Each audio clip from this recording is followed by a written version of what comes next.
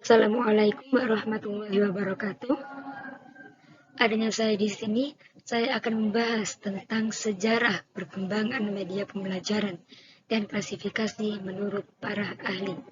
Tetapi sebelum saya melanjutkan pembahasan yang saya akan bahas, saya akan memperkenalkan diri saya terlebih dahulu. Perkenalkan, nama saya Makfirul Lintang Ayuni dari kampus Institut Agama Islam Syarifuddin dari Fakultas Tarbiyah Prodi Pendidikan Agama Islam kelas 2C. Saya akan memenuhi tugas saya, yaitu sejarah perkembangan media pembelajaran dan klasifikasi menurut para ahli dengan dosen pengampu Dr. Ahmad Ihwanul Muttaqin, MPDI. Lanjut kita bahas ke pembahasan selanjutnya.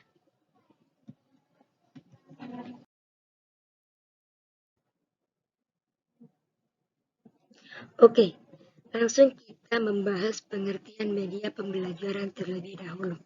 Media pembelajaran secara etimologis dapat berarti perantara atau pengantar pesan-pesan pembelajaran. Media pembelajaran secara umum adalah alat bantu proses belajar mengajar. Segala sesuatu yang dipergunakan untuk merangsang pikiran, perasaan, perhatian, dan kemampuan atau keterampilan pembelajar, sehingga dapat mendorong terjadinya proses belajar. Batasan ini cukup luas dan mendalam, mencakup pengertian sumber, lingkungan, manusia, dan metode yang dimanfaatkan untuk tujuan pembelajaran atau pelatihan. Secara terminologi, menurut para ahli pengertian pembelajaran diantaranya sebagai berikut. Yang pertama yaitu menurut Heinrich dan kawan-kawan. Pada tahun 1985, media pembelajaran adalah media-media yang membawa pesan-pesan atau informasi yang memiliki maksud pembelajaran. Yang kedua yaitu menurut Martin dan Brick pada tahun 1986. Media pembelajaran adalah keseluruhan sumber yang diperlukan untuk melakukan komunikasi dengan orang yang sedang belajar. Hal tersebut dapat berarti perangkat keras dan perangkat lunak yang digunakan untuk memahamkan peserta didik. Yang ketiga yaitu menurut Hamalik pada tahun 1994, media pembelajaran adalah semua hal yang dapat dipergunakan untuk menyalurkan pesan atau bahan pembelajaran sehingga dapat merangsang minat dan pemikiran perasaan seorang dalam kegiatan belajar mengajar.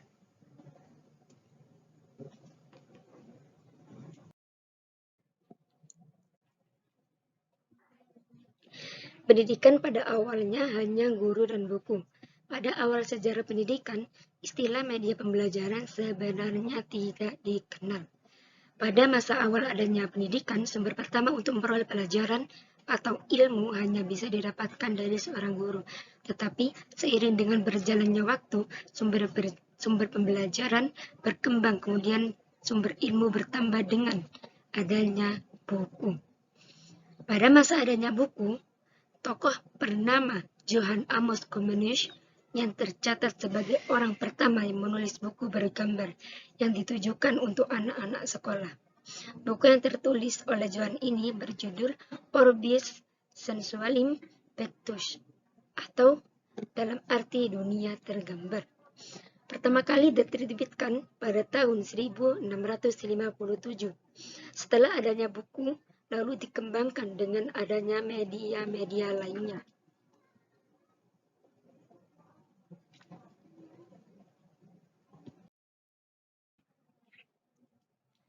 Masuknya pengaruh teori komunikasi pada proses pembelajaran dan munculnya alfa.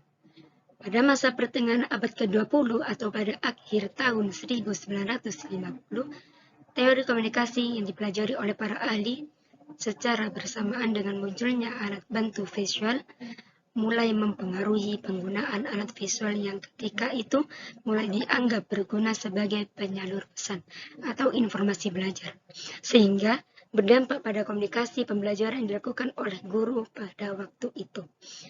Pada mulanya, media hanya dianggap sebagai alat bantu saja dalam proses pembelajaran atau proses belajar mengajar. Pada waktu itu, Alat bantu yang dipakai adalah alat bantu visual. Misalnya, model, objek, dan alat-alat lain yang dapat memberikan pengalaman konkret. Motivasi, belajar serta mempertinggi daya serap para siswa didik yang sedang belajar.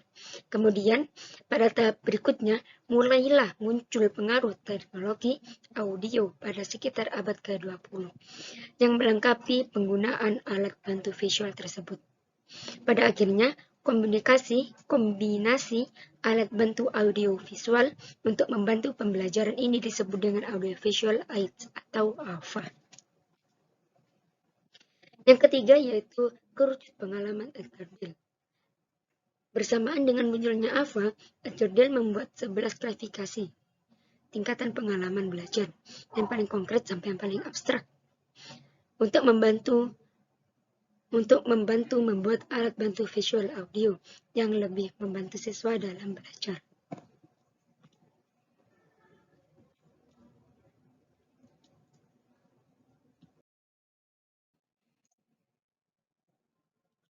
Kerucut pengalaman di atas tadi memiliki tingkat-tingkatan berikut. Di antaranya yaitu direct perceptual experiences. Ini yang pertama kali atau yang paling konkret, yaitu pengalaman yang diperoleh dari kontak langsung dengan lingkungan, objek, binatang, manusia, dan selain sebagainya, dan merupakan bentuk pelajaran paling real yang bisa dialami oleh siswa didik. Yang kedua yaitu contrived experiences, yaitu pengalaman yang diperoleh melalui interaksi dengan model ataupun benda ataupun simulasi dan realitas yang asli. Yang ketiga yaitu dramatic experiences, yaitu pengalaman diperoleh melalui permainan, sandiwara boneka, permainan peran, drama sosial yang mencerminkan objek asli yang hendak dipelajari. Yang keempat yaitu demonstration, yaitu pengalaman diperoleh dari sebuah pertunjukan atau kita merepresentasikan sesuatu. Yang kelima yaitu study trips, yang sebuah pengalaman yang diperoleh melalui karya wisata. Yang keenam yaitu exhibition, yaitu sebuah pengalaman diperoleh melalui pameran. Dan yang ketujuh yaitu educational television, yaitu sebuah pengalaman diperoleh melalui televisi pendidikan. Yang kedelapan yaitu motion pictures, yaitu pengalaman diperoleh melalui gambar, film hidup, bioskop tentang hal yang sedang dipelajari.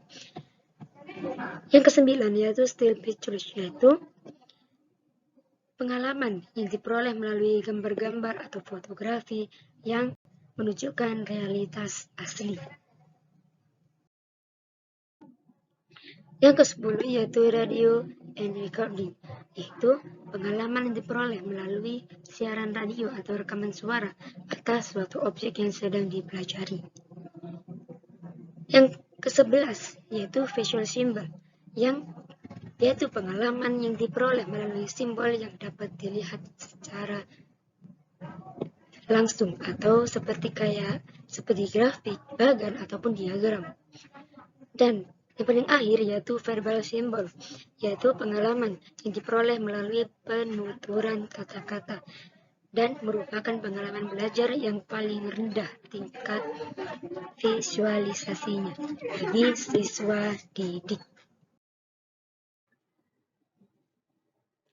Adapun pengaruh Beveridge B.F. Skinner.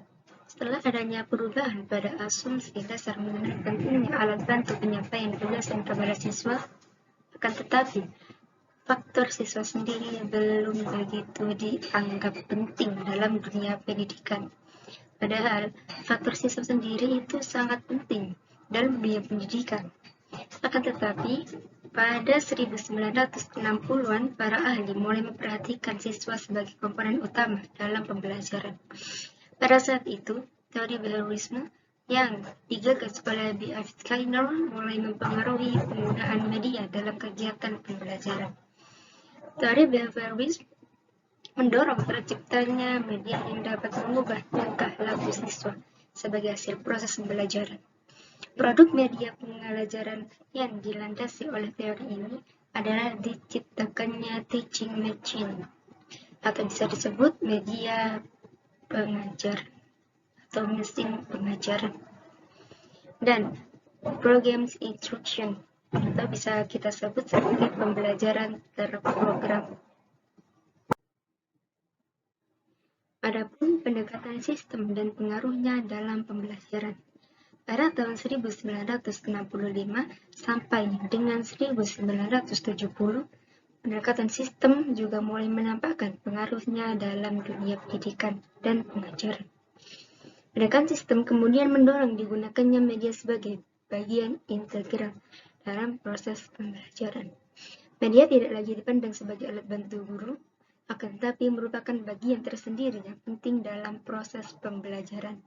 Dan setiap program pembelajaran harus direncanakan secara sistematis dengan memusatkan perhatian pada siswa. Adapun dua ciri pendekatan sistem pengajaran, yaitu pendekatan sistem pengajaran mengarah ke proses pembelajaran mengajar yang memungkinkan terjadi interaksi antara guru dengan siswa.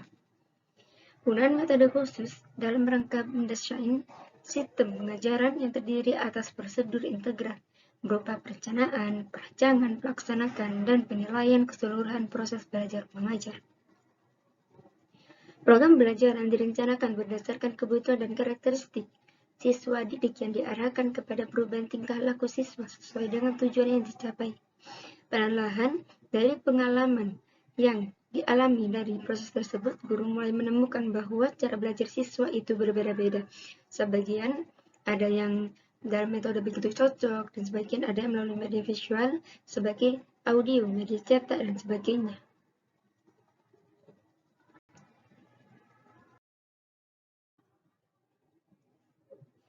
Nah, adapun klasifikasi media pembelajaran menurut para ahli. Dan menurut Kim dan Leighton, pada tahun 1985 mengelompokkan media ke dalam 8 jenis. Di antaranya yaitu yang pertama yaitu media cetakan, yaitu meliputi bahan-bahan yang disiapkan di atas kertas untuk pengajaran dan informasi.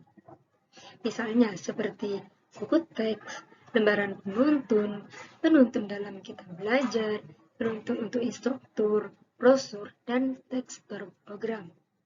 Yang kedua yaitu ada media pajang. Pada umumnya digunakan untuk menyampaikan pesan atau informasi di depan kelompok kecil. Misalnya seperti papan tulis, flipchart, papan magnet, papan kain, papan buletin, dan pameran. Yang ketiga yaitu ada OHP dan transparansi. Transparansi yang diproyeksikan adalah visual baik berupa huruf, lambang, gambar, grafik, atau gabungannya pada lembaran tembus pandang atau plastik yang dipersiapkan untuk memproyeksikan ke sebuah layar atau dinding. Yang keempat yaitu ada rekaman audio tape. Pesan dan isi pelajaran dapat direkam pada tape magnetik sehingga hasil rekaman itu dapat diputar kembali pada saat yang diinginkan. Yang kelima yaitu ada seri slide atau kita bisa sebut sebagai film bingkai dan film tripes. Suatu film transparansi yang berukuran 35 mm dengan bingkai 2x2 inci. Bingkai tersebut terbuat dari karton atau plastik. Film bingkai diproyeksikan melalui slide projector. Program kombinasi film bingkai bersuara pada umumnya berkisar 10-30 menit dengan jumlah gambar 10-100 buah. Dan keenam yaitu ada penyajian multi-image, media berbasis visual atau bisa kita sebut dengan image atau perumpamaan, dan memberikan hubungan antara isi materi pelajaran dengan di dunia nyata. Bentuk visualnya berupa gambar representasi seperti gambar, lukisan atau foto yang menunjukkan bagaimana suatu benda, diagram yang menunjukkan hubungan konsep, organisasi, dan struktur sebuah materi. Yang ketujuh yaitu ada rekaman, video, dan film hidup. Film atau gambar hidup merupakan gambar-gambar dalam frame di mana frame demi frame diproyeksikan melalui seperti proyektor atau apapun itu yang bisa dibuat memanjangkan atau menunjukkan rekaman video atau film hidup itu secara mekanis sehingga pada layar terlihat gambar hidup. Yang kedelapan yaitu ada komputer. mesin yang dirancang khusus untuk memanipulasi dan diberi kode. Mesin elektrik yang otomatis melakukan pekerjaan yang sesuai pekerjaannya, yaitu seperti menggunakan sederhana maupun itu rumit. Satu unit komputer terdiri atas 4 komponen dasar, yaitu input, atau kita bisa sebut dengan keyboard, yaitu ada lagi yaitu unit memproses data yang diinput, dan penyimpanan data atau memori. Dan ada pula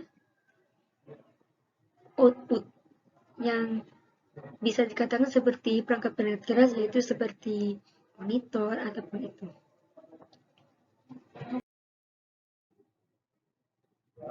Dan ada pula klasifikasi media pembelajaran menurut Sells dan Glasgow pada tahun 1990. Melakukan klasifikasi media pembelajaran berdasarkan perkembangan teknologi. Mereka membagi dalam 2 kategori luas, yaitu pilihan media tradisional dan pilihan media teknologi mutakhir. Yang pertama yaitu pilihan media tradisional, yang meliputi visual diam yang diproyeksikan seperti proyeksi opaque, proyeksi overhead, slides, dan film trailers. Dan ada pula visual yang tak diproyeksikan, yaitu seperti gambar atau poster, foto, chart, grafik, diagram, pameran, papan info, pohon bulu, dan lain-lain sebangsanya. Yaitu ada pula audio, yaitu rekaman piringan atau bit kaset, reel, cartridge.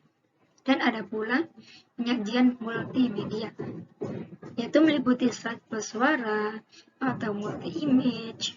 Dan ada pula visual dinamis yang diproyeksikan, yaitu meliputi seperti film, televisi, video.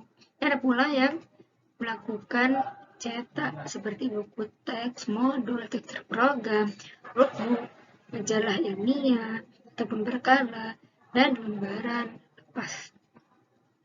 Dan ada pula permainan atau seperti semacam teka-teki atau simulasi.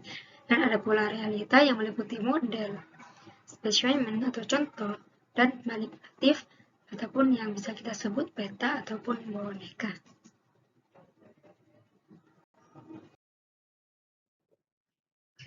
Dan yang pilihan kedua yaitu pilihan media teknologi mutakhir. Yang pertama yaitu media berbasis telekomunikasi, yang meliputi telekonferensi dan kuliah jarak jauh. Dan selanjutnya yaitu ada media berbasis mikroprosesor, yaitu meliputi computer assisted instruction, atau bisa kita sebut sebagai pembelajaran dengan bantuan komputer. Selanjutnya permainan komputer, sistem tutor intelijen, interaktif, tipe media, compact video disc.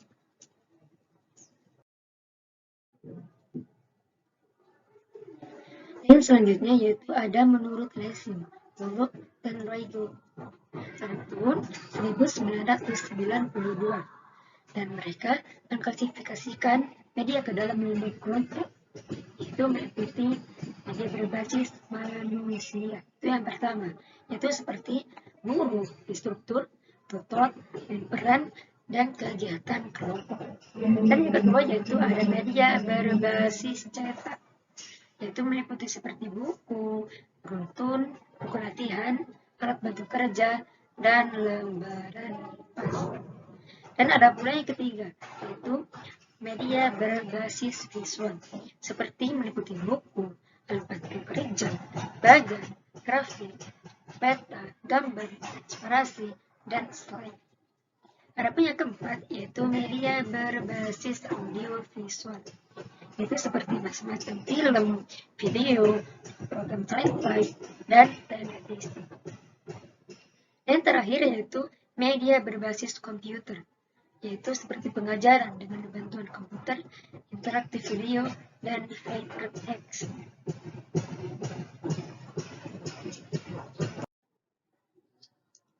Adapun klasifikasi media menurut Mirovic dan Ellie, mereka mengklasifikasikan media berdasarkan ciri-ciri fisiknya ke dalam delapan faktor.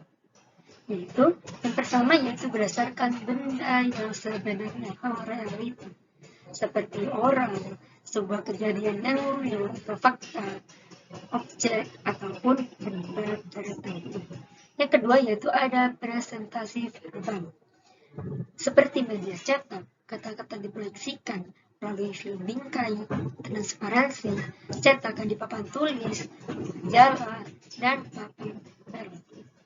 Dan adapun yang ketiga yaitu presentasi grafis, itu seperti bagan, grafik, peta, diagram, lukisan, poster, kartun, dan karikatur.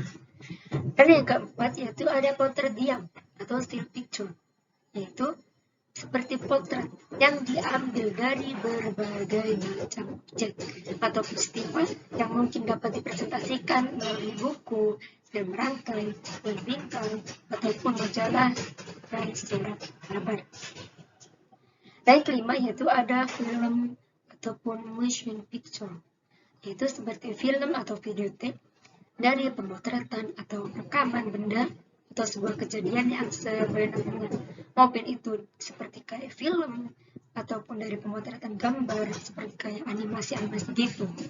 Dan yang selanjutnya yaitu ada rekaman suara, yaitu audio recorder, yaitu seperti rekaman suara saja yang menggunakan bahasa verbal, yaitu maupun efek maupun suara musik.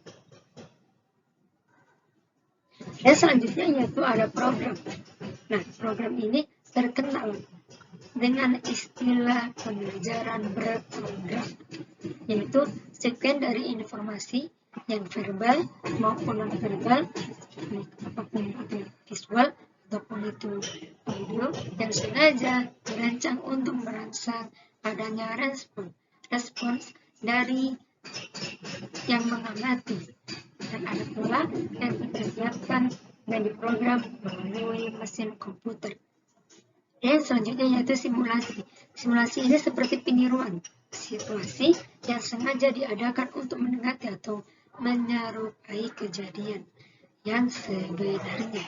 Misalnya, perilaku bagaimana seorang sopir ketika sedang menyetir ditunjukkan kepada layar video ataupun layar film. Sekian dari saya. Jika ada salah kata ataupun pernyataan yang kurang jelas, saya minta maaf sebesar-besarnya. Sekian dan terima kasih. Wassalamualaikum warahmatullahi wabarakatuh.